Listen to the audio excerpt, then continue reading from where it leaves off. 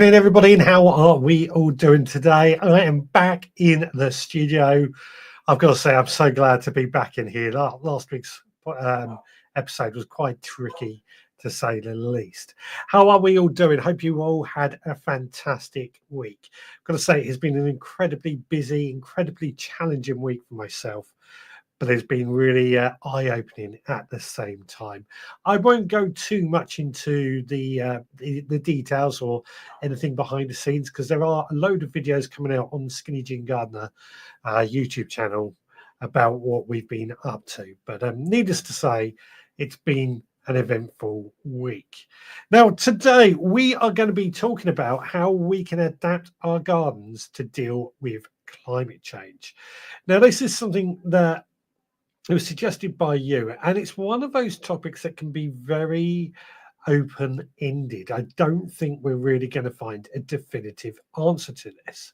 The thing is, the weather changes every year. Last year we had an incredibly wet summer where we were begging for some sun, and it increased the amount of slugs and snails was the biggest problem that I felt we had, and it just lacked any heat.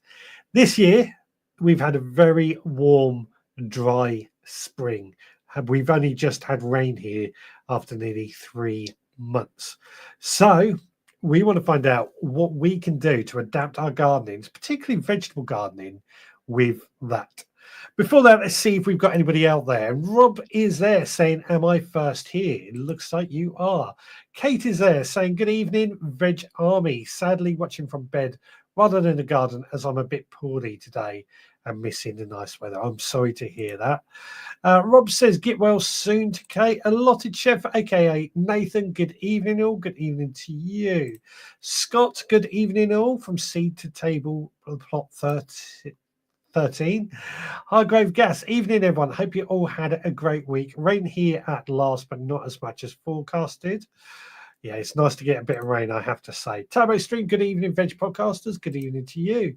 Stuart Jackson, evening, Richard and the Veg Army. Hope you have rested up, Rich, after the 5 days at school. 5 days at school is more than what I do at work at the moment. But yeah, rested up. I'm still feeling a little bit tired, to say the least. Turbo Stream, hope you get better soon, Kate. Anna Jones, evening, gardeners. Good evening to you. What else have we got? Digwell, evening, TVGPA. TVGPA, the Veg Grower Podcast audience. Took me a minute, but we got there. What we got? Chili Kate, hi everyone. Good evening to you. I think we've caught up on the comments. Anybody else want to say anything? I'll check on Instagram. Nothing going on. So let's get into this discussion. I've labeled this as climate change, but the climate changes regularly. And one of the things that, whenever we talk about how it affects gardening, I think we immediately think of droughts and how we're going to struggle. I don't think it's necessarily going to be that way, but there has been a big change. So I guess the first question I'm going to ask is, what have you noticed in differences in climate over the last few years, and how has it affected your garden? Digwell says, when I was a kid, winters were all snowy and summers were all sunny. I do remember as a kid, snow. We used to have a lot of snow in the winter. Schools had to close, which for how south I am is pretty unusual. But we used to get so much snow. We had this concrete staircase in our back garden, and we had so much snow that we made that into a sled slope. And it was a good sort of 5 foot high wall that these steps climbed up. So they were good long size. It was a lot of snow. And I remember actually one year, probably that same year, my dad made this miniature snowman, only like that big, that he kept in the freezers to keep it going for years. That's fond memories of snow back then. Turbo Stream says, we had some rain, but not enough, just enough to tempt the slugs out. Yeah, good point. Digwell says, no rain here worth talking about. Rob says, I must admit I've had better weeks. Lost my sister on Tuesday night after a short illness. Rob, I'm so sorry to hear that, my friend. If there's anything you can do, we can do, just shout. That's really sad. Um, yeah, a lot of sympathy coming your way there. Scott says we had a frost here this week, despite it being hot and dry. The days I lost half my squash and pumpkins that I planted out. Um, yeah. I was about to get upset about the frost, but just in comparison to what Rob's going through, it seems a little what's the word? Less important. Turbo Stream says, when I was a kid, we had done 12 hours at the plot, when walked home in school in hobnail boots with only steak, bread, and cheese for sustenance. Aye, those were the days. Those were the days. Anna Jones, sorry for your loss, Rob. Stuart says, I have had lots of flowers out in full bloom at least 3 weeks early this year. No consolation, but yeah. So let me try and bring it back, because I need to. I'm really upset for Rob with the loss of his sister, of course, but I need to bring it back to this subject. So, how has climate change changed our gardening? And as Scott said, a frost just a couple of days ago, and he lost half of his pumpkins. Here we are towards the end of May, and I've always said it's not unheard of for the fact that we could get frosts into May. It's often a bit of a gamble. That's why we always have backup plants. But it is unusual. It is very unusual. Given how warm and dry this spring has been, I was honestly getting close to potting a lot of my plants out. I'm glad I waited. The rain we got this week as well is something that we mentioned. I wasn't here for most of this week, of course, but we did get a fair bit of rain. From what my wife said, she didn't have to water the garden one night, and I've seen the water butts have filled up quite nicely. So we did get a bit of rain, but not enough. When I've been planting out down on the allotment yesterday, I've noticed as I've dug down into the soil, there it was very dry as we got down. So yeah, there was there is a definite lack of rainfall this year. But Rob also says went down to 2 degrees this week. That's cold, isn't it, for May? Over on Instagram, Lydia Grace has joined, who was joined me on this tour this week for a few days as well. Lovely to see you. Hope you are well. Thanks, everybody, says Rob. I think there's going to be a lot of condolences coming in for you, Rob. So I really appreciate everybody that has sent their love and sent their thoughts to Rob and that. Stuart Jackson says, no real rain this week. A little Tuesday night.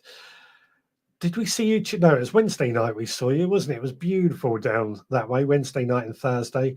And yeah, very little rain for you as well. But how have you noticed the weather has changed over the last few years? Rebecca has joined over on Facebook. Lovely to see you. Lydia's waving to us over on Instagram. Kate says, last year was a terrible year for my tomatoes. It was a terrible year for most people, actually. A lot of people did have trouble last year because we just had that sort of cold spring, that cold, wet summer, and we're just making up for it now with this year, I feel anyway, but we've made up for it too much. Digwell says to Turbo String, you had it good. We had to make our own shoes to walk home in. Then pick the veg, make our own tea, and if we were lucky, get a space in the garden to sleep in. Well, I can go one better than that. If you think you were lucky to get a space in the garden, we didn't have space in the garden. We had space in a little hole in somebody else's garden to sleep in. That was us. And we couldn't even make the shoes because we didn't have the materials to make our shoes with. I'm trying to remember the comedian that had done that, Jake. Turbo Extreme says, I think the weather seems to do what it wants. There is no pattern to it. You can't hope to try and anticipate it. So this actually is a very interesting point. Is there a pattern, or was there ever a pattern to how the weather has affected things? I often think of good years of wine, And they often say that the wine that is in good years or good, when you buy a bottle of wine and it says to be a good year, that's often because the weather was on its side that year. So has there always been this thing that the weather patterns have changed every year? I don't know. I'm no a scientist on that front. Hargrave says we seem to get more extremes, even flooding or drought. Previously, it was more consistent. This makes it more difficult to plan, and I have lost more plants to drought, particularly. Fascinating, very fascinating, isn't it? Yeah, this is it. I mean, I think drought is the thing that we often think of, but that's going to be something we probably should look into. What can we do to tackle a drought moving forward? What can we do as gardeners to tackle a drought and keep our plants looking good? Digwell says, I watched a newbie on the site this week, watered his entire plot in 5 minutes, did more harm than good. Yes. Yeah, I mean, it takes a good hour to water my plot and to water it well. It's very, very time consuming. Swig of coffee coming up. And the trouble when you just sprinkle water around, it doesn't soak in. It probably gets lost in the wind and evaporates off far too quickly. But I think droughts are something we can deal with easier than flooding. Anna Jones, we dug a trench right around our garden last year to collect the rain from the field behind. Still haven't filled it in just in case. That's interesting. So tell us more about this trench.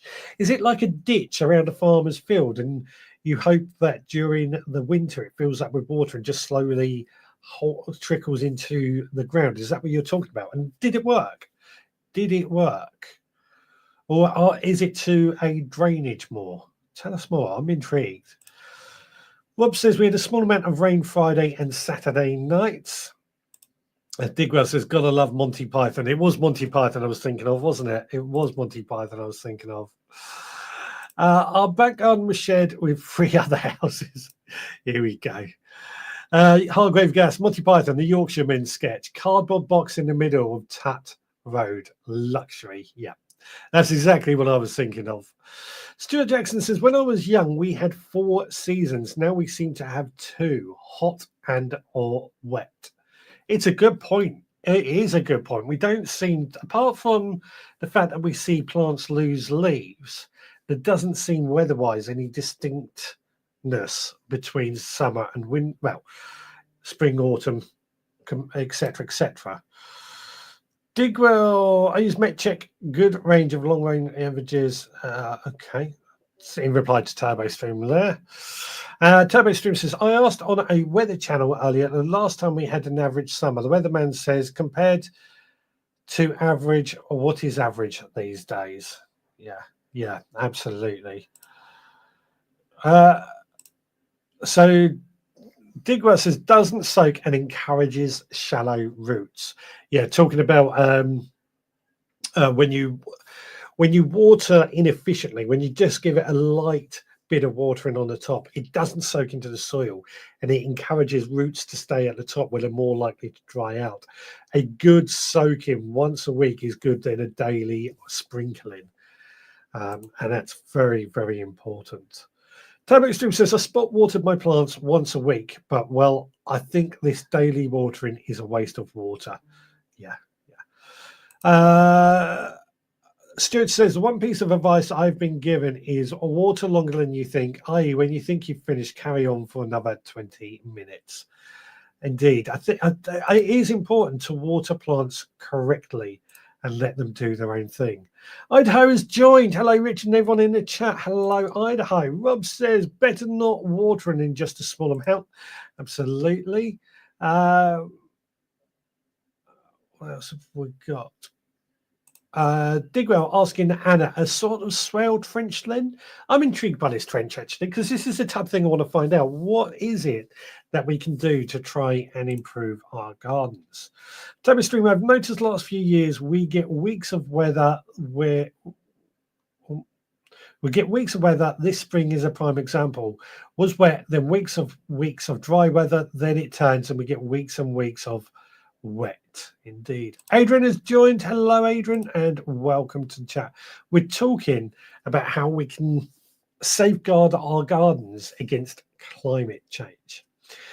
Now, I've always said that whenever anybody has asked what we can do about soil that doesn't hold water, too dry, or soil that is waterlogged, the answer is always add plenty of organic matter.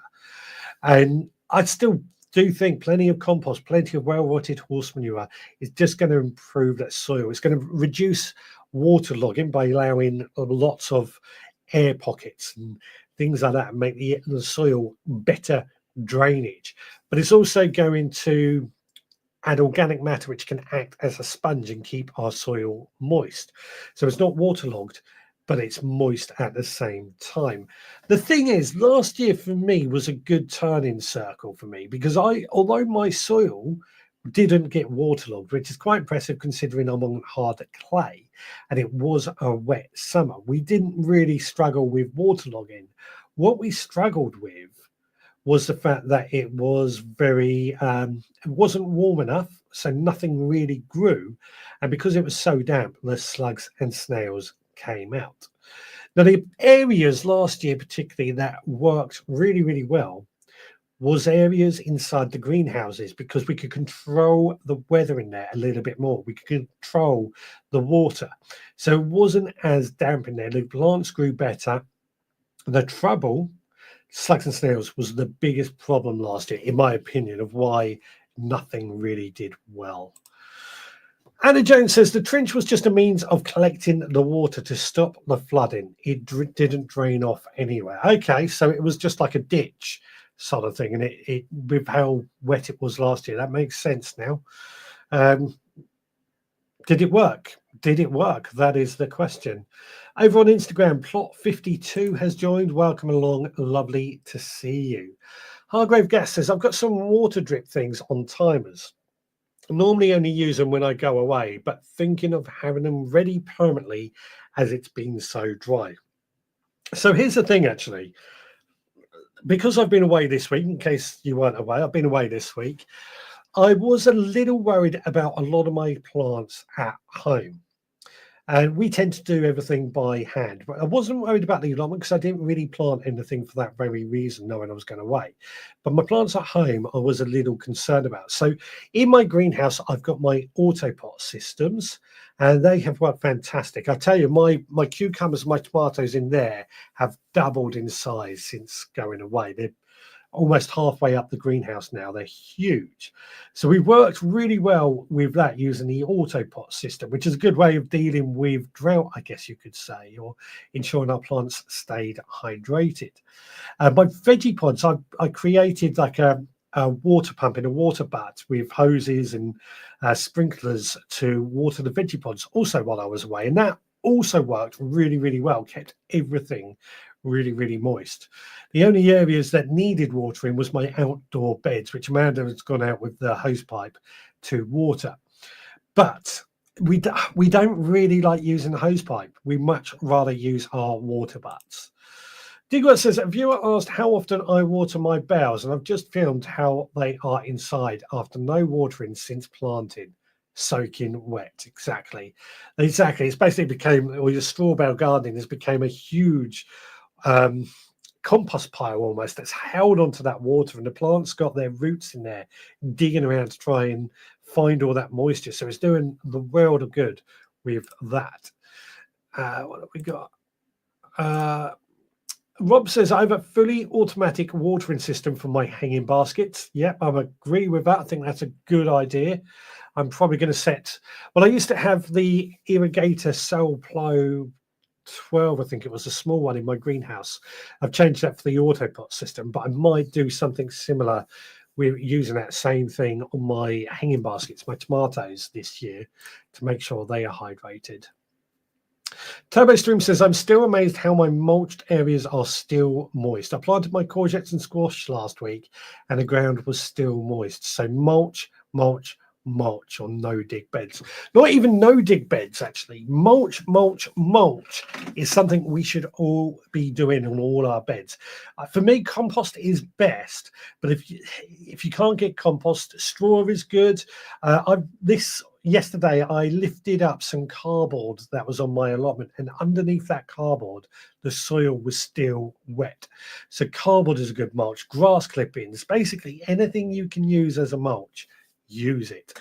It works. It just works so well, and it is the biggest, for me, the biggest advantage or the biggest way to tackle a drought. Mulch. Digwell says, my new plot is like Bonneville salt flats. No previous tenant has added anything even remotely organic, hence my raised beds for now.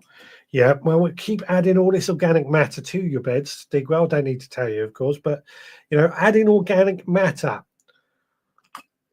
Sorry, I needed a swig of coffee there. Adding organic matter to the soil, to our beds, is, again, gonna make a huge difference. It looks after the soil, but it also creates shading and stops it from drying out. It creates worms, or brings in the worms to get things running through. No dig, of course, is my favorite way, using compost. If you can produce enough compost, then go ahead, use the compost. The trouble, of course, is being able to produce enough compost, which is why I'm doing more straw bale gardening, on the hope that we can then use that to produce more compost. My neighbour's, says Turbo Stream, plot has cracked as he didn't add any organic matter since I took on my plot. Yeah, well, you got to add organic matter to the soil. Got to add organic matter to the soil, no matter what you're doing. You can't keep taking from the soil and not adding anything to it. So you've got to do it. Got to add to the soil. Degrass says, my autopot tank needs topping up every 2 or 3 days at present with 6 planters attached. That's interesting. My one's got 6 planters, or my little one at the front has got 6 planters. My one at the back has got 4 planters, but that's attached to a water butt. And that doesn't need topping up that often, really. So that's interesting. Very interesting indeed. I'm going weeks before I need to top the water up. Rob says, I think you lose less water. I think you lose less water with a hose than with a watering can. That's going to be an interesting experiment, isn't it? How much water do you actually get in the soil with a hose pipe or a watering can? Interesting. Thomas, we are banned from using hose pipes on our allotment, so watering cans all the way. If you spot water the plants, you can then direct water more efficiently. So I do agree with that, actually. Yes, spot watering, getting the plants to where it's needed, especially in drought times. The risk is, and this is why sometimes it's good to water all the beds as well. The risk, of course, is that when soil becomes dry next to a damp, it sucks water over. The moisture sort of becomes shed. So sometimes you do need to make sure all the soil is moist. Added to that, it's also bad for the soil to let soil go dry, believe it or not, because it can become dead. So keeping soil hydrated regardless is actually quite important to look after the soil. Digwell says, I had to make a looping bed on the cracked soil. I ended up potting a spade in the cracks and literally leaving up a solid paving sliced lump of clay each time. Wow. Oh, wow. Turbo Stream says, sure your soil will be better now you are working that allotment. Won't take you long, Digwell. Stuart Jackson says, I think I'm going to empty all 3 of my compost bins to mulch gardens because you could pot your hands down the gaps. That's with watering every other day. Yeah, this is a trouble. This is why I say mulching is so important, because it does stop the soil from drying out.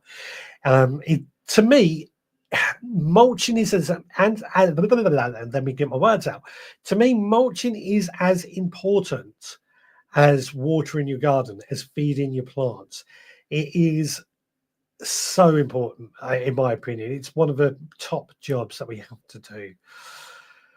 Rob says, I water in between my plants so the roots have to search for it.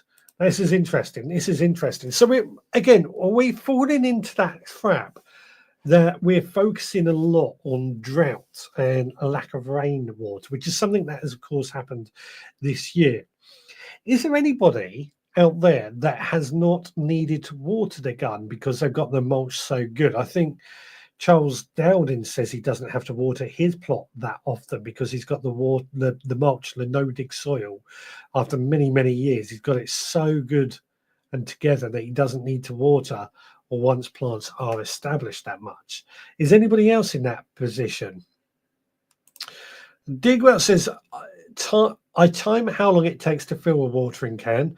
I know how much each plant, each area needs in watering cans, and I count the seconds with the hose pipe to ensure the right volume. Interesting. So you have a good control over that. I'd say I don't use a hose pipe because I prefer, I prefer to use rainwater all the time. I have 16 water butts in my garden. Which is another tip I want to share with anybody, but this comes back to dealing with a drought. Collect as much rainwater as you possibly can during the winter months. I have 16 water butts in my garden, and I think I might need more. But it does make a huge difference with how much water we are able to save. So water butts. Water butts. The only trouble is it does take a lot longer to fill up watering cans and water the garden that way. I'm looking at trying to make a sort of different systems to use water on a hose pipe or something to water the garden somehow. I will find a way. Turbo Stream says, I mulch all of my plots so the bits I don't water should still be moist. I get your point. If it's dug or not, add organic matter. Yeah, just keep adding organic matter. Stuart says, I think the weather has to be to blame, as I'm sure my dad never used mulch. Yes, he put cow manure on every winter, but that's all. So this is actually a good question. Did gardeners of the past add a mulch, or wonder what's changed? What's changed that we now add a mulch? Is it possibly because we add a mulch because we've learned more about it, and also possibly in the time of our parents, most of our houses didn't have a water meter, and now we're a bit more water conscious? Are we adding a mulch because we've learned a lot from that? I'm calling on you guys for a bit more information on this, a bit more of your thoughts, because it's got me wondering what has changed, because I don't recall my grandfather ever using a mulch. He would dig over the soil once a year. He would incorporate organic matter, but he wouldn't mulch. But would he water with a hose pipe? I think he probably did. Can't really remember. Or was it a sprinkler? Possibly a sprinkler, thinking about it, which is a big waste of money. Rob says, I find that the spuds in 30-litre pots take the longest to water. Well, spuds do need a lot of water, don't they, at the end of the day? They are quite a thirsty plant and need a lot of water. Plus, being in pots, again, this comes back to another aspect of something. Anything in pots, I think, does need a lot more watering than anything in the ground, which makes sense because it's drying out quicker, it gets warmer, and a bit more work. I prefer to grow in as much as I can in the ground, but sometimes pots just work better. Digrat says, I've only watered new plantings a few times this year. No general watering. Interesting. So good enough. I would say my plot should be fairly moist under the mulch. I haven't generally watered anything other than new plantings. This is brilliant. So two of you are saying that. Digrat says, my dad put grass clippings around every plant. Good man. My dad never used a mulch, says Rob. And Turbo, gardeners would in the past double dig and put the manure in the trench for the roots to go down. That is a very good point. They did, didn't they? That is a very good point. Stuart says, I have 4 water butts, but all empty and has been for 2 weeks. Question, should I fill them up from the tap? Have a look at your water weather and predictions and see if you're going to get any rain before you do that. If you don't see any rain for the next couple of weeks, it might be worth doing it. There is talk already of hosepipe bans, so there is a risk you may not be able to do it. Rob says, I think mulching is a new idea to sell Strolch. So I do remember, though, in the sort of late 90s, the noughties, I was reading a lot in the magazines, more with lawns, admittedly, but mulching lawnmowers came out around then. And the idea was that the grass would just mulch the lawn. So not necessarily a new idea. Perhaps it's just we've looked at it differently. And what's her name? Ruth Stout, who's somebody I find myself leaning more towards in my style of gardening. So Ruth Stout was an American version of Charles Dowding almost. And she just started using whatever she could as a mulch. But this is in 60s, 70s. So it's not a new idea at all. Not a new idea, just a fashion, I guess you could say. Turbo Extreme says, my dad hated anything to do with gardening, so I doubt he would have mulched the garden. My parents spread grass clippings everywhere as well, says Anna. There we go. Turbo Extreme, my water butts are still half full. Lucky you, lucky you. We do not have much lawn, says Rob. No, I'm with you on that. But what lawn we do have, grass clippings are used. We used to dig a trench and line it with kitchen peelings, etc., and fill in on top plant beans and that. We used to dig it. Yeah. That's again making a organic. What do you call it? Turbo Stream says, my home garden has been mulched to the hilt, only watered the odd thing that looked sad. Interesting. Again, I do like a good mulch, and it's something very important to me. Yes, Strolch is rising on the back of general mulching, singing its own praises at it as the best. My trouble with Strolch, I've used it. My trouble with Strolch is it is so expensive. It works, but it is so expensive. Turbo Stream says, I brought Strolch to just mulch around a newly planted plant, mainly to stop slugs. Did it work? Did it work? That is the question. Oh, what noise was that? Was it that one? Anyway, I think it is time now that we go to a video. And I think all this talk of our plots, I think it's time we go have a look at Digwell's video. He's very kindly sent me a drone shot of his allotment. Guys, a quick couple of plot tours on the Leaf and Ground allotment site. It's more about the structure than what's growing. So this is my new plot, which I call the Frog and Toad plot because there's so many of them.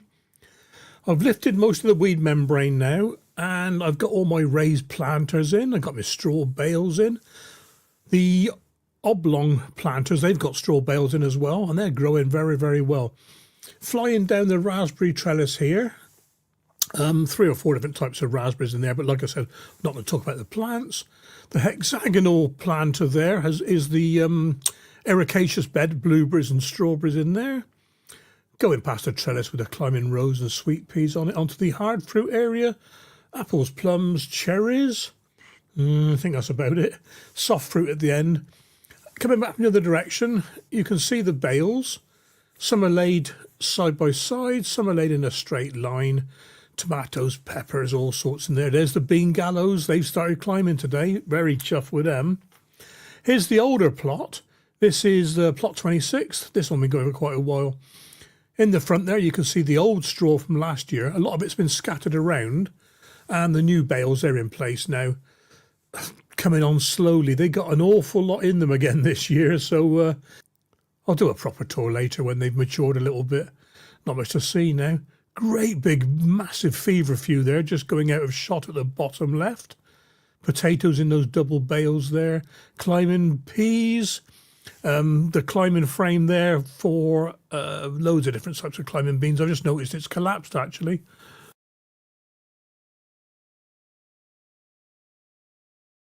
Coming back from the other direction, we got my fruit trees, raspberries, I can't remember now, loganberries, black currants, all sorts here.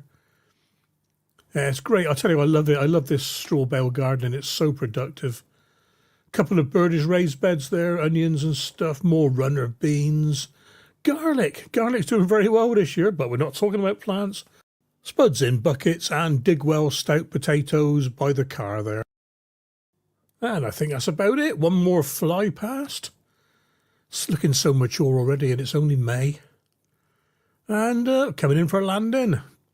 Hope you enjoyed this one, guys. I'll do a proper tour when things start growing a bit more. No one wants to see loads of little seedlings, do they? Catch you soon. There we go. That was an aerial shot of Digwell's allotment. I got my drone out this week for the first time in about a year, and I've actually been really enjoying flying the drone again. But thank you so much for that, Digwell. It's always lovely to get any videos like that. If anybody else wants to send in more videos, please do. We want to see as many videos as we can of your gardens, of your allotments, so that we have a good idea of what's going on when we talk to you on a Sunday night.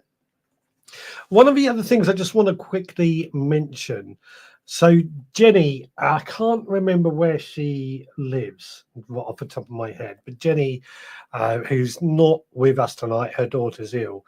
She's having a bit of a struggle to keep up with her allotment, and she's debating about whether to get rid of her allotment or not. But I was wondering, if I put this out here now while Jenny's not here, if anybody would be willing, who lives locally, which doesn't help when I can't remember where she lives, but if anybody would be willing to offer the odd hour here just to help her in her allotment from the group, I think it would be very much appreciated. Nobody has to at all, no pressure. I'm just throwing it out there to see if anybody would take up the chance as part of the Veg Army group. If I could, I would. I'll put it like that. Right, where were we? Right, read that one. Turbo Stream. I brought Strolch just to mount around. Oh, I've read that one. Rob says, I seen my dad cut up an old mattress up for his bean trench. That's I've never heard of that one before. That's an interesting one. Digwell had 50% with Strolch and slugs. Interesting. I have to say, when I used it, I did grow the best onions that I've ever grown. So it definitely did work, but difficult at the same time, or expensive rather. The Strolch has worked, but obviously the dry weather has affected things. Slugs this year, yeah. There's a definite lack of slugs, although this week the slugs and snails have came out. Now we've had a sprinkling of rain, I've noticed. Digwell, I love the aerial shots of your allotment, says Idaho. Rob says we're not allowed drones on our pot as near to houses. Doesn't matter. It can be near houses. You're just not, because houses don't own the airspace, so anybody can fly a drone over a house, and you're not breaking the law. Anybody that's got a drone will tell you this, because we have to play the SIT exams for the CAA. So you do not own the airspace above your house. The only thing is you cannot video people inside their house through a window, for example. But if somebody's in their garden, as long as you're not harassing them, you technically, legally, I'm not saying it's right, but legally you can fly and shoot video. It's where they have a sense of privacy. Turbo Stream, look at that bare soil. I can't see any. Yeah, exactly. That's a good point. That's a very good point. In Digwell, there was no bare soil at all. Anna says, looks fantastic. Great video. Digwa says it was so windy. It was at the limit of me controlling the drone. That's the trouble with drones, isn't it? They can get a very, very windy, so it's difficult to fly. Great video. Love to see people's plots. Absolutely. Absolutely. Where's that gone? Good idea. Apparently I had a good idea. What was my idea? Turbo Stream says, I think Jenny is near Barnsdale in the East Midlands, I think. A bit far for me to help. Yes, that does sound about right. Jenny lives in Oakham, Rutland. That's it. That is it, Rutland. So if anybody is in that sort of area and can help, I think it would be really appreciated. No, I won't say anything about her reasons, but it's not her fault, so to speak. Turbo Stream, hopefully she can cover the plot till her situation improves. Be a shame if she gives it up. I feel the same sometimes, that I want to give it up or downsize. The council or the committee are getting a little bit, they need more plants basically in there. So it's not quite as simple as we would like to think. That is our local council ruling. Doesn't matter. Doesn't matter. I mean, the only thing would be if the allotment is private property, you can't take off from private property, but doesn't matter. The council doesn't own the airspace, otherwise you wouldn't be allowed to have planes flying over your rooftops or hot air balloons or anything. I hope Jenny doesn't have to give up her allotment, says Idaho. Yes. Yeah. I hope so too. Nigel, late arrival tonight. Just caught your comment, Richard, about drones. Yeah, I'm not saying it's right, but legally, you can fly a drone almost anywhere. There are areas that the drone will actually not allow to fly in, but legally, this is why when people say you can't fly your drone over my house, nothing they can do about it from a CAA point of view. Nigel says, if your drone is 250 grams or more, you cannot get closer than 150 meters to buildings. Yes, there is that. There's a lot of other things, but even then you can get permission. But yeah, getting away from the subject matter a bit now, aren't we? I understand rules are rules, not worth fighting against sometimes. Yes, again, I agree with that. We agree with that. Right, where were we? Talking about, because we're talking about drones, not really what we should be talking about on a gardening show, is it? Let's what we were talking.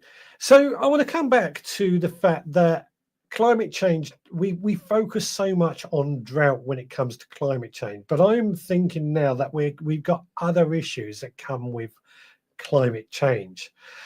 We've mentioned slugs and snails, which were a big problem last year because it was so wet and what have you. But there are other things. There are other problems that these warmer years have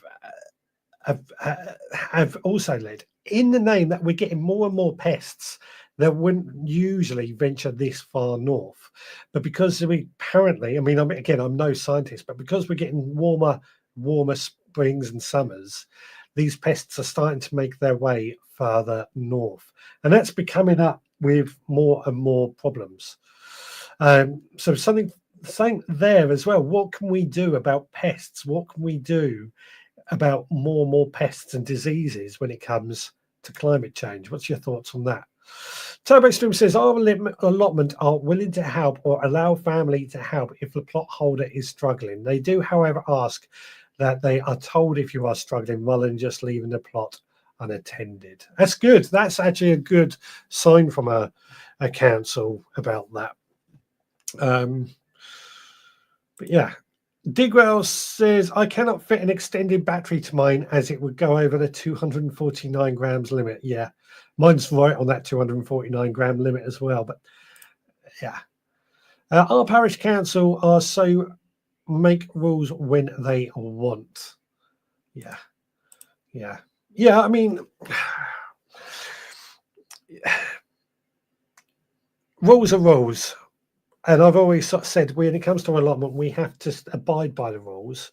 regardless of whether we agree with them, whether they're right, but we don't own the land. And that falls into anything, including how we look after land, how we look after the plot.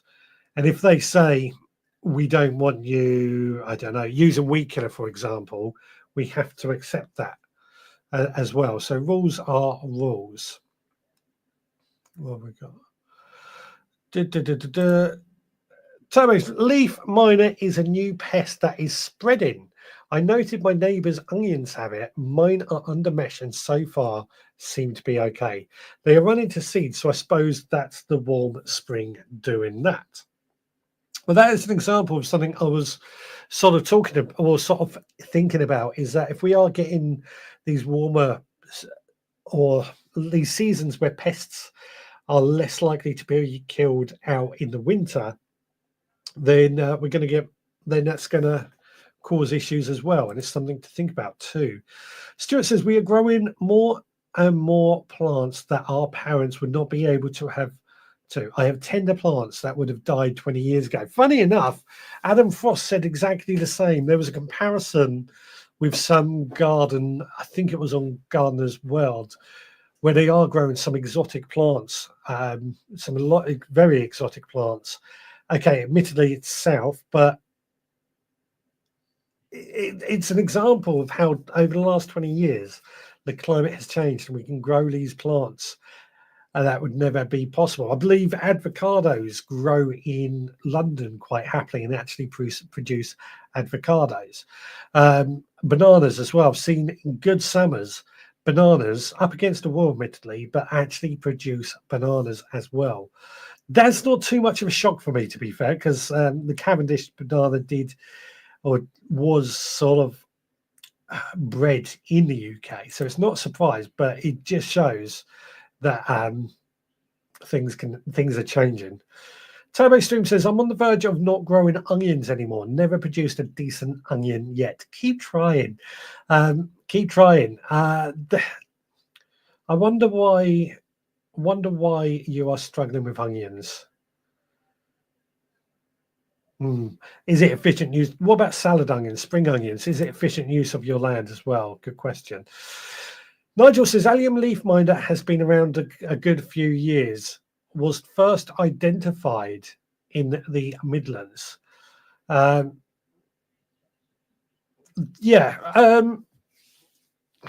I say, I'm trying to think. I remember somebody telling me, and I think they're up your way, that you're getting pests that we've had on the south coast for a while, but they've ventured further north.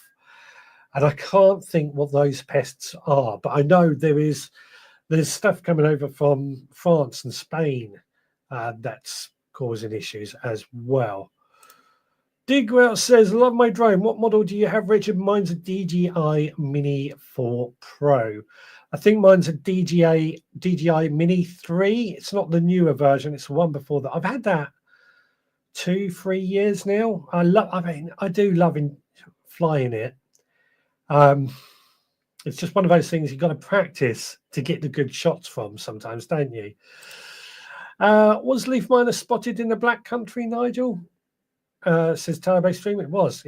I love growing onions, says Rob. Okay, so I tell you what, let's go to a mission quickly. Let's go to our mission, and then we'll come back and give this a bit more thought. Okay, so for this week's mission, you wanted me to show you how I sharpen a tool, and this is a very rarely used tool, to be honest, but it's a good one. It's my bill hook. It's great for getting in and clearing out brambles and stuff. As you can see, it is looking a little blunt. So what I've got here is this sharpening stone. We're just going to do that.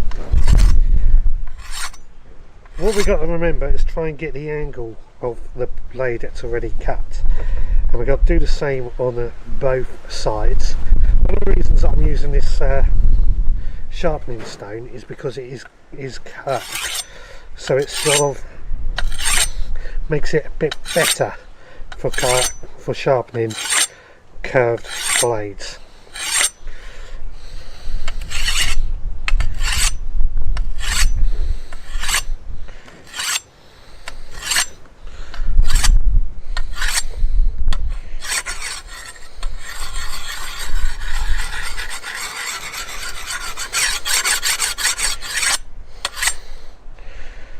Now, that's actually made it sharper already, I can feel. What we could do with this, get it on an angle grinder and try and grind it all back to the metal. But I don't have time to do that today, so we're just going to stick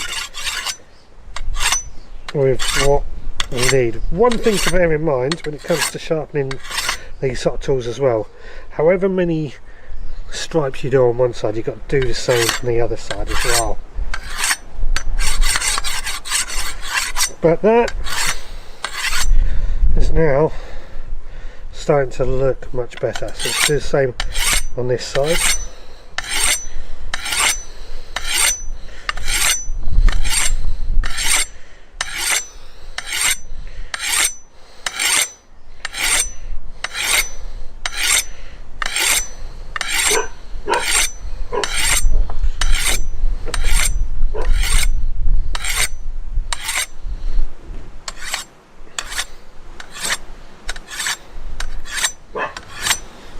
There we go. I'm happy with that. I could spend longer doing it. I would like to do or demonstrate other ways of different tools, but for now this will do the job. There we go. That was the mission for last week, to sharpen a tool, and that was my hand bill hook. One of my favorite tools. I don't use it very often, but I might have to start venturing out with it. If anybody has an idea for a mission for next week, then let us know. And what I want everybody to do as well, email me with some missions as well as cook-alongs and subjects, and we're going to start trying to make it a bit more. We'll pull one out of a hat each week, but please do share your ideas. But we still need a mission for next week. Anna Jones says, just been listening to Muddy Boots on the Pots and Trowels podcast. I did see he was on that. That's with Martin Fish, if I'm not mistaken. How did it go, Nigel? Did you have a good time? Digwell says, allium leaf mining fly was first detected in Britain in 2002 from an importing plant from Europe. Spread countrywide since. Interesting. But it must be able to cope with the climate here to keep spreading.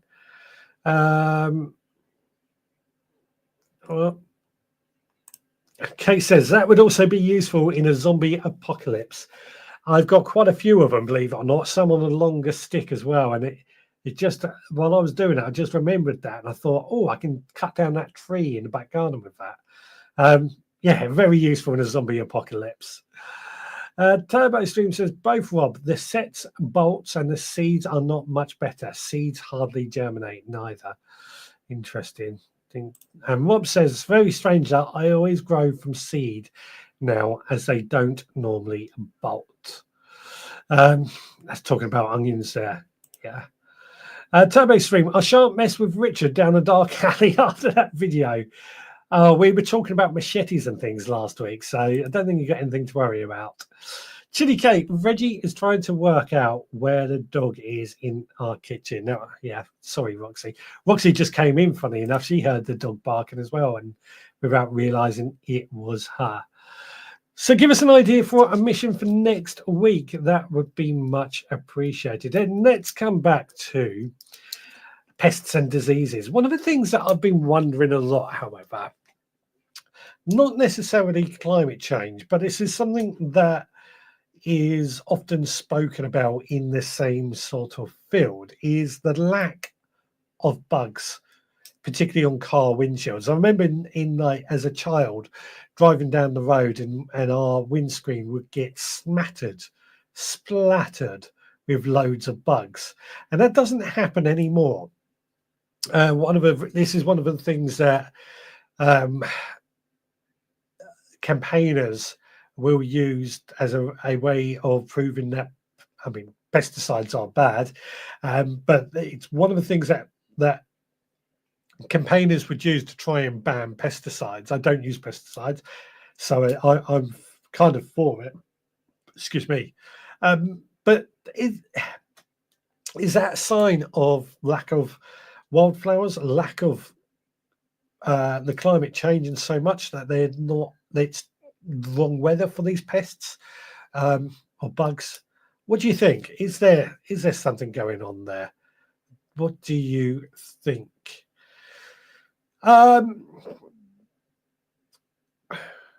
Everybody's thinking. Everybody must be thinking of the missions. As I said, it would be good. We spoke about this last week. Everybody comes up with as many missions as you can think of. I'll put all the missions into a hat or something, and we would try and go through them and see, select one each week, which I thought would be a bit of fun. We'll get Roxy to choose it somehow. Turbo Stream says, last week I was camping in Pembrokeshire. Certainly no shortage of bugs there. My car was splattered. My garden has plenty too. Okay, interesting. Stuart says, I've started potting my veg alongside my flowers. 2 reasons. 1, help with the pest control. 2, lack of space. Yeah, I mean, I don't grow many flowers, I'll be honest with you.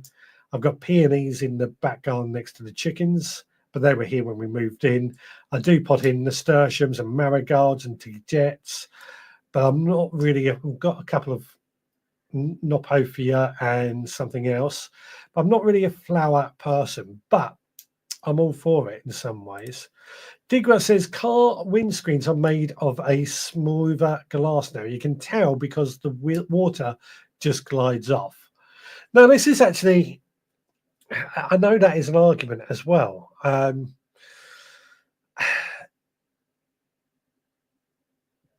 don't know. I don't know on that front. Again, I come back to, I'm not a scientist. I'm basing this entirely on observations that have been popped to me, and I often want to find the answer. Yeah, is it the better designed cars? Is it the pesticides? Is it etc. etc.? I mean, wildflower gardens are quite important as well, but yeah, you got me in a conundrum now here. Digrat says, a while back you said you'd post the week's topic a few days before the show so we could prepare for it. Can you do it again? Yes. I keep meaning to do that. In all honesty, it's organisation. But yes, I will be doing that a bit more. I've got plans in place. Just bear with me so I can try and get myself into that sort of routine. But yeah, I need a social media person to handle all my social media sometime. Turbo Stream says, my home borders are crawling with spiders, etc. I have to watch where I walk. It's possible the hot spring has produced more earlier. Well, this is actually something I have been wondering, because again, slugs and snails used to get not necessarily killed off, but their numbers were reduced when we had a good frost, when we had a good cold winter. And with these warmer winters that we have been having, I don't think the slugs and snails are being killed off as much. That being said, because I am on the south coast, we don't really get freezing weather. I've been quite lucky. The only year I've really had problems with slugs and snails was last year. This year and every other year, slugs and snails have not been too much of a problem for me. I do want to caveat that by saying I do encourage wildlife into the garden. The birds, particularly thrushes and robins, seagulls, I think I play a big thing in it. I've got chickens too, hedgehogs and toads and slow worms. I do encourage those into my garden, which help tackle all my slugs and snails as well. So I've never needed to use slug and snail pellets. Don't want to use them, got no feeling to use them, but I may be in a minority there. But I would, I want to caveat that by saying we never get snow here. We hardly ever get snow here. So we don't get those freezing cold temperatures. So the slugs and snails are still not being killed off in our soil. We just don't get many of them. I mean, that is one of the biggest problems I know we hear of. Slugs and snails being a big, big problem. Has anybody else got anything they want to add on this subject of dealing with climate change? Or has anybody thought about their garden and how they can tackle climate change? We're not just talking about droughts here. I really want to find out more about waterlogging. What is everyone doing to tackle climate change? That's my question. That is my question now. Don't forget, I do need a mission for next week. We will do the cook along in a minute, so I'm going to need something to cook as well.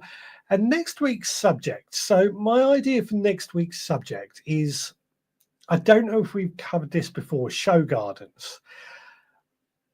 I don't want to reveal too much, but there's a chance I might be doing a show garden next year. We're involved in a show garden. So I'd like to get some thoughts on that. What do people think of show gardens? Which actually leads me into the rant in a moment as well.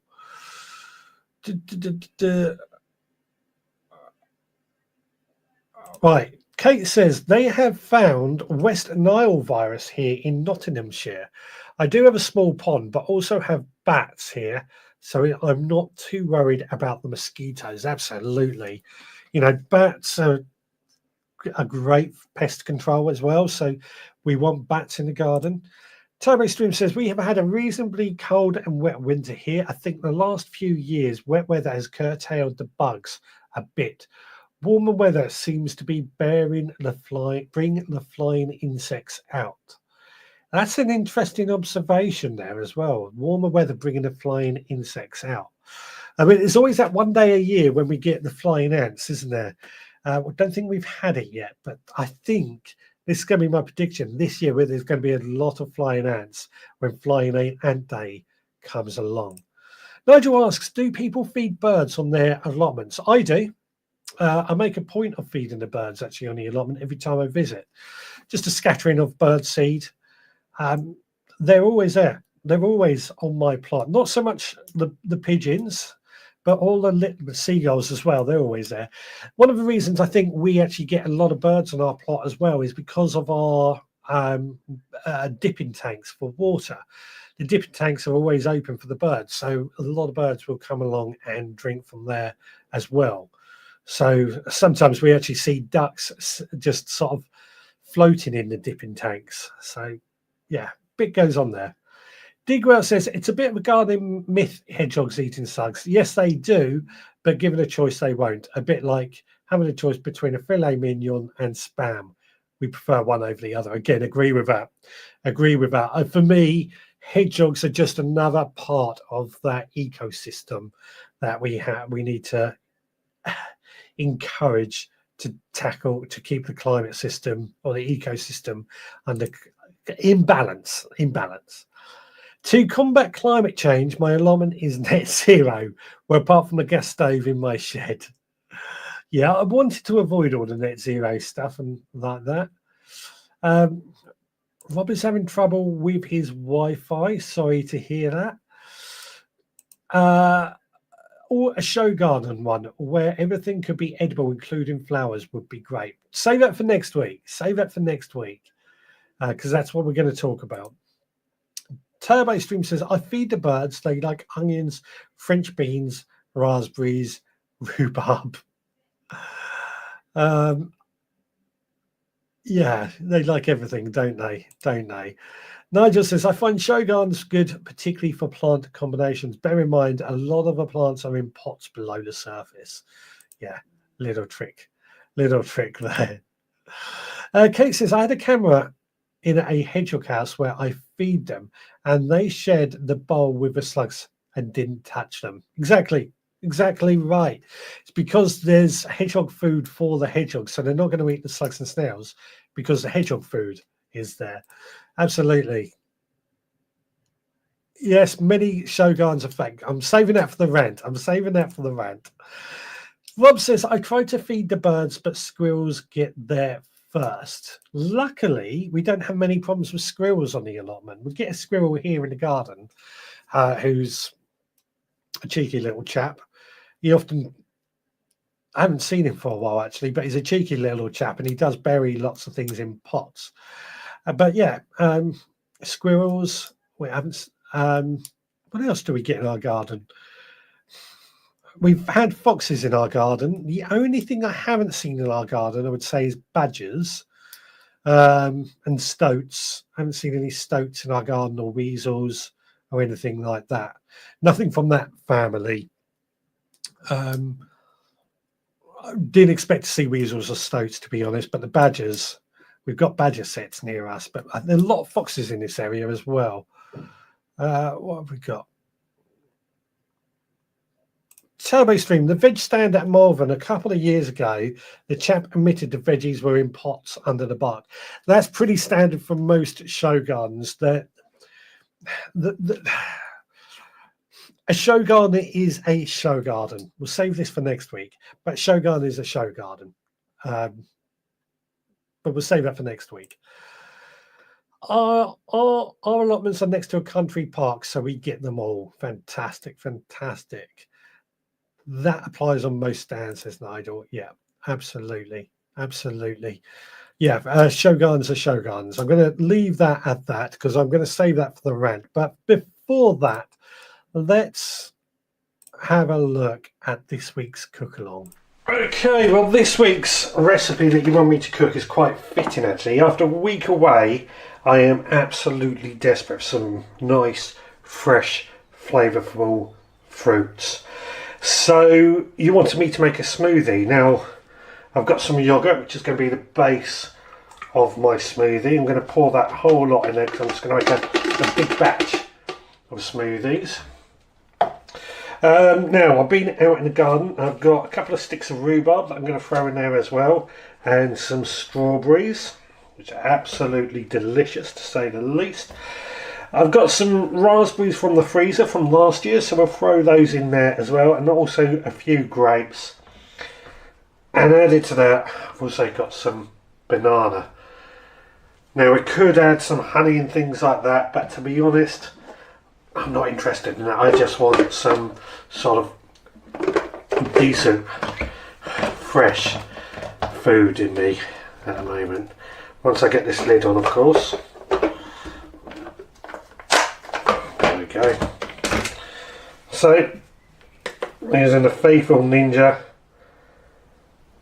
we hit smoothie.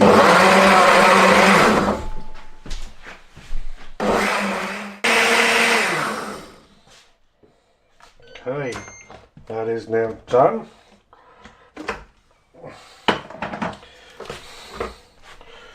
Pour it out.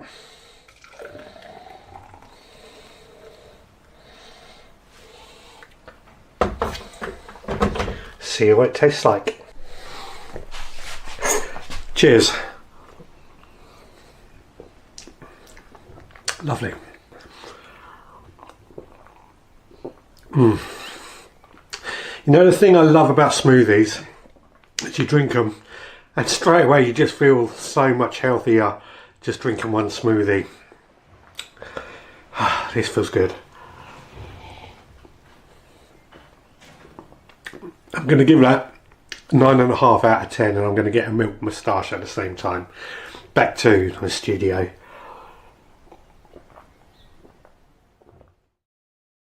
Yeah, I really, really enjoy drinking that. It's nice. A week on the road, eating pub food every night and cafe breakfasts.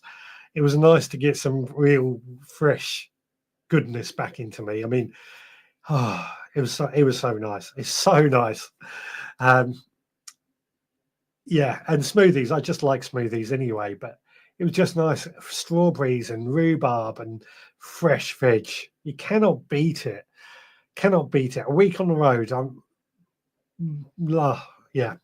Anyway, back to the comments and what we're talking. We have all sorts of birds on our plots, mostly foxes, badgers, elephants, rhinos. Where are you? At a London Zoo or somewhere? Digwell says, I found a distressed hedgehog, phoned the local rescue centre, told her I'd look for a few slugs to feed the hog.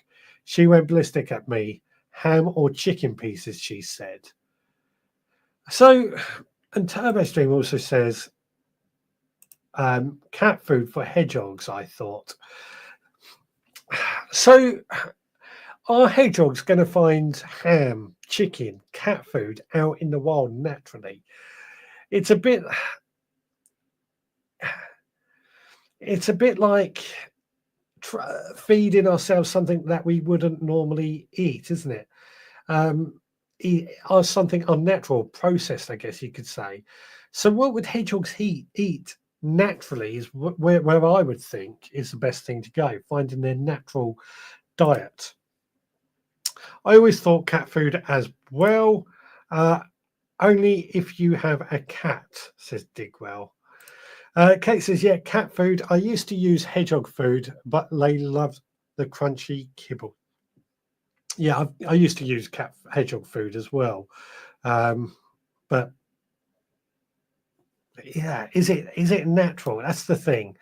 Never had a smoothie in my life, says Rob. You're missing out. You are missing out. I do like a nice smoothie for breakfast. I used to have one almost every day when actually, once the soft fruit season is, we will probably have smoothies every day again. Just pick some fruit, add some yogurt, and off we go. I've never seen a hedgehog in my 56 years in our gardens. You need to import some, get some in. Kate says, I saw a stoat in my garden the other week. We get a lot of wildlife, which is wonderful. Lovely, lovely. Digwell says, I have a fruit smoothie and my blood glucose spikes to hyper in a few minutes. That's yeah. I'm lucky. I don't suffer from that myself, but yeah, I know people who are diabetic do have that issue. Thomas Stream says, I'm in Birmingham, and Digwell says, beetles. Oh, that's what they eat naturally, isn't it? Beetles, of course. I can't remember the last time I saw a beetle, thinking about it. Do you remember May bugs, May beetles? I remember we used to get a lot of them during the month of May. But I cannot remember the last time I saw May beetles flying around. I haven't, yeah, May bugs. What's happened to them? What's happened to them? Poor Ringo, says Rob. What has happened to the May bugs? That's something to ponder there. Something to ponder there. Right, luckily, we do have some photos that have came in from, or I've been able to do photos this week, unlike last week where I couldn't do them. So let's have a look at your photos. Now, Nathan is having trouble with bolting onions. This is something that's came up quite often tonight. People are getting our onions are bolting, and to me, it's not a huge problem. I just snap off that flower spike and let it continue. But it's not great. It's not great. It does stunt the growth. Stuart's making a crumble from all this rhubarb, which looks fantastic. Steve is Digwell. I don't know why I put it as Steve, but Digwell is warning us about blight. We are apparently getting blight warnings. So check your tomatoes if they're outside yet. Now, Jenny's child is getting a bit too big. I mean, that looks like it's probably a good 7 foot tall. I think it's time for it to come up and time for it to go. Beddoes is a novel way of weeding, and it's basically a free workout for life, open 24 hours. Just pull out some weed and dig some holes in the open air. That sounds like a good type of gym, in my opinion. Romance is also in the air in a Sprat household, with the woman asking the bloke to whisper her something romantic. The bloke says, we're going to the garden centre. What is more romantic than that, ladies and gentlemen? What is more romantic than that? Now, the Chili's have been enjoying using this bean slicer for one of Chef Scott's recent recipes, particularly with our seed of the month being runner beans. So highly recommended for a bean slicer. Please do keep sharing your photos. We absolutely love seeing them. Post them in our Facebook group, send to me via social media, or email me, richard@veggroundpodcast.co.uk. Just once again, that's post in our Facebook group, send to me via social media, or email me, richard@veggroundpodcast.co.uk. Where were we with the comments? Digwell says, you have not seen a beetle because the hedgehogs ate them all. It is possible. It is actually could be possible. But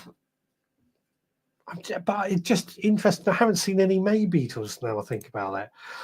Nigel says, are there no hedgehogs in Birmingham? I got that accent just right there, didn't I? Stuart says, I have a hedgehog in my garden that only seems to dig where I have watered, eating the worms.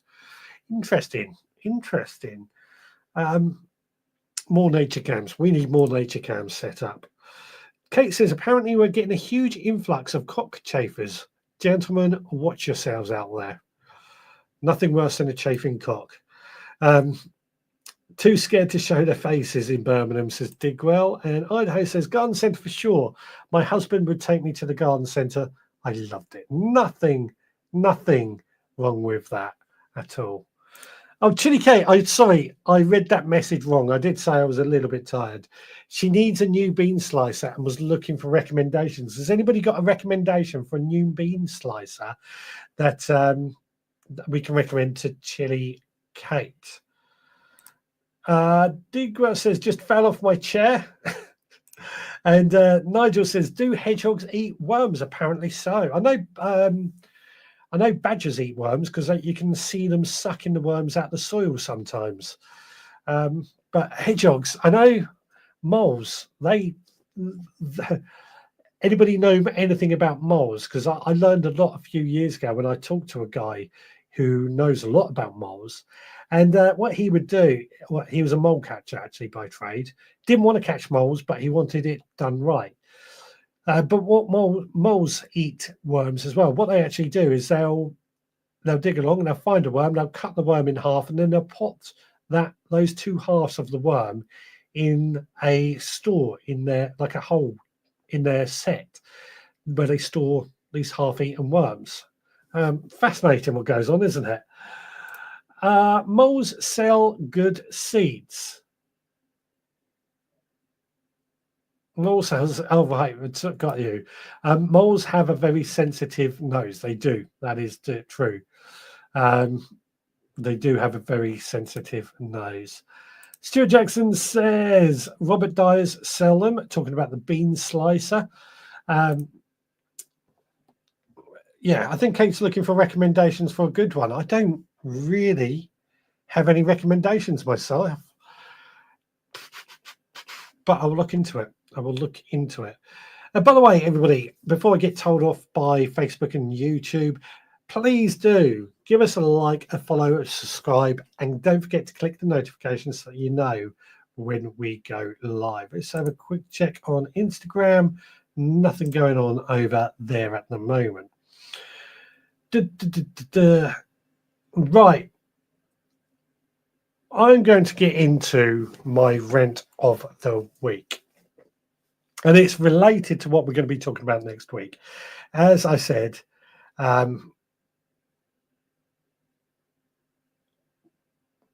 next week we're going to be talking about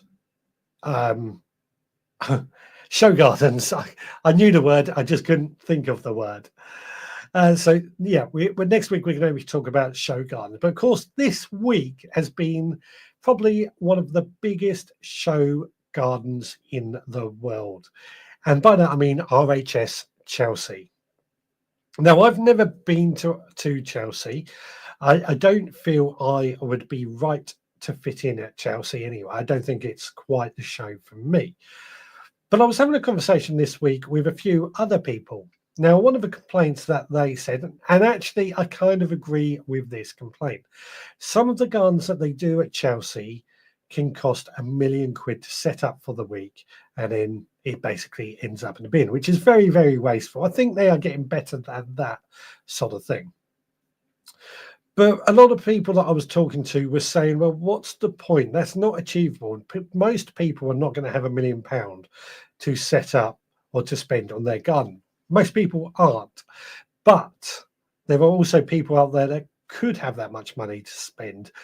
And is it right that we have a show that caters for all ends of the market, i.e., we have a show that caters for those that don't have much money and those that have a lot of money and can spend £1 million on their garden? So my rant is, my rant is, why do we feel the need to knock down some of these shows? Why do we feel the need that because this show isn't for us, and I'm guilty of this myself, why do we need to knock it down? That's my rant. That's my rant. It's a bit of a difficult one because I've actually had a good week again. So it can get difficult to find out with a rant. What's your thoughts? What's your thoughts on that? Let's have a look what everyone is saying. Stuart Jackson, they sell the one that was on Facebook, says Stuart, talking about Robert Dyers and that bean slicer. Ida says, thanks for the reminder. Just hit the thumbs up. Thank you very much. Digwell says, send Kate a few ideas for slicers. Fantastic. Thank you very much. Nigel says, try Lakeland Plastics for bean slicer. There we go. There we go. Digwell says, for me, Chelsea is too elitist. So I agree. I think it is too elitist, and it's not in my sphere of a show that I really want to go to. I feel I need to go to experience it one year and see what it is actually like. But at the same time, I feel it is just there's a lot of champagne on the lawn, and it's a lot about being seen at the right place. But there's a market for it. I think that's what I'm trying to get to. There is a market for it for those who have a lot of money. Stuart Jackson says, I will find out all my notes for next week from the 5 showguns I have done. I will see if I can pot you off or convince you to do it. There we go. There we go. Rob says, I don't find Chelsea appealing. Interesting.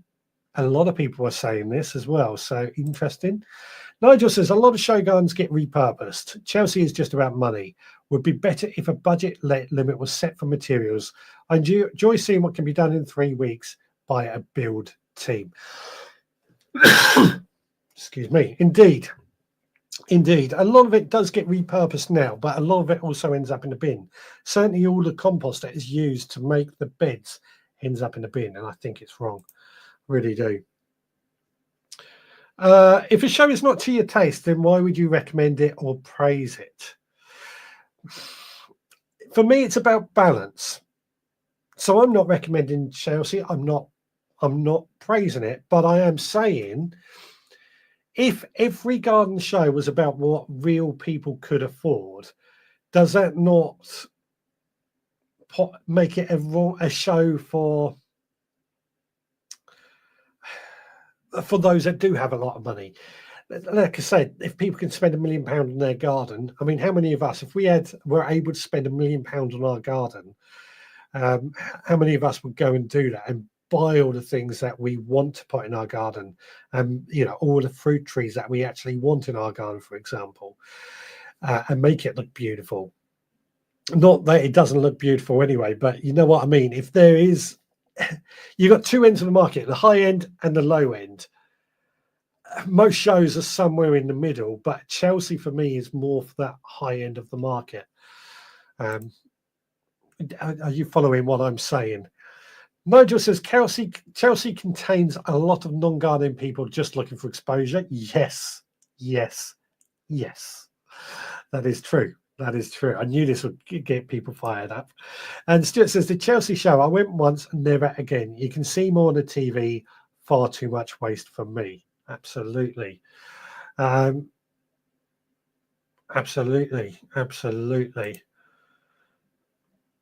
What have we got?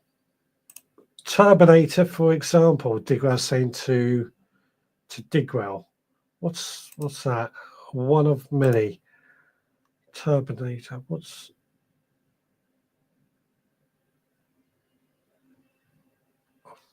Don't know. You've lost me a bit there.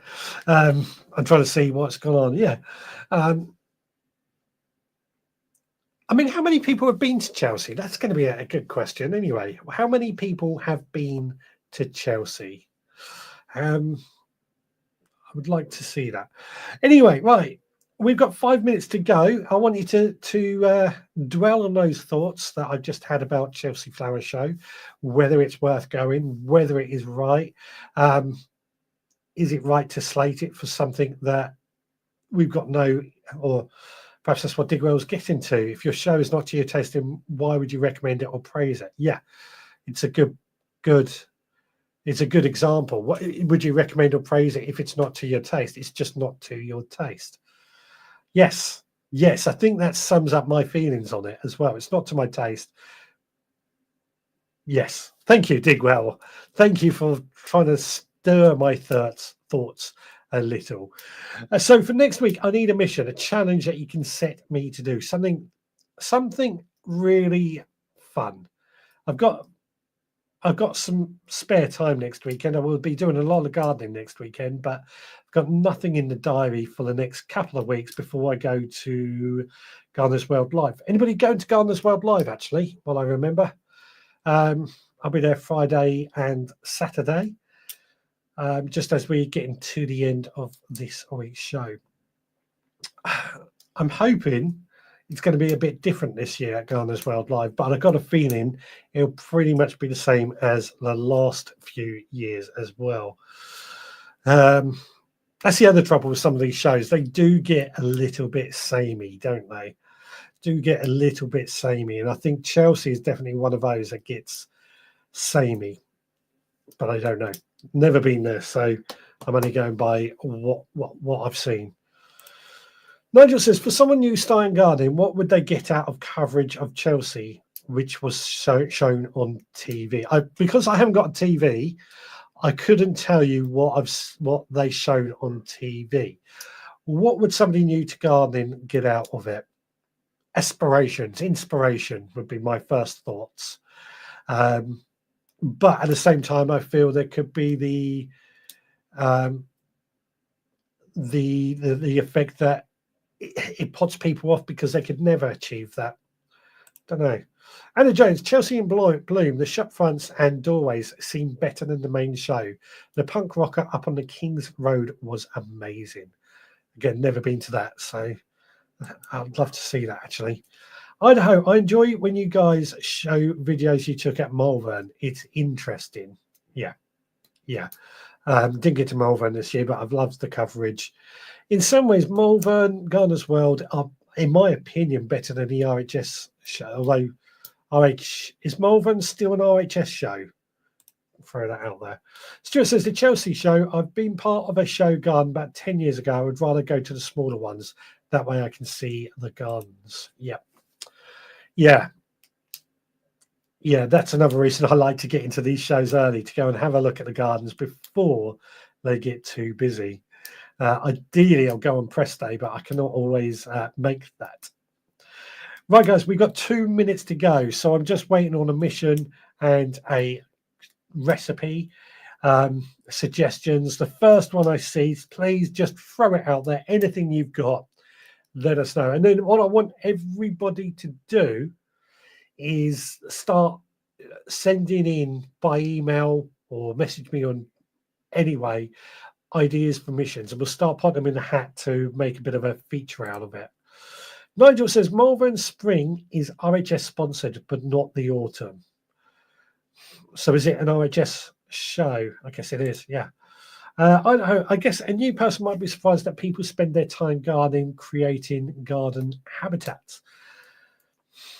Yeah, that's a good point. I mean, I do think there's inspiration that can be taken from it. From any show garden, inspiration can be taken from it. But yeah, a lot of thoughts there. Digwell says, best to watch other YouTube channels on a TV as so much is missed on a handheld device.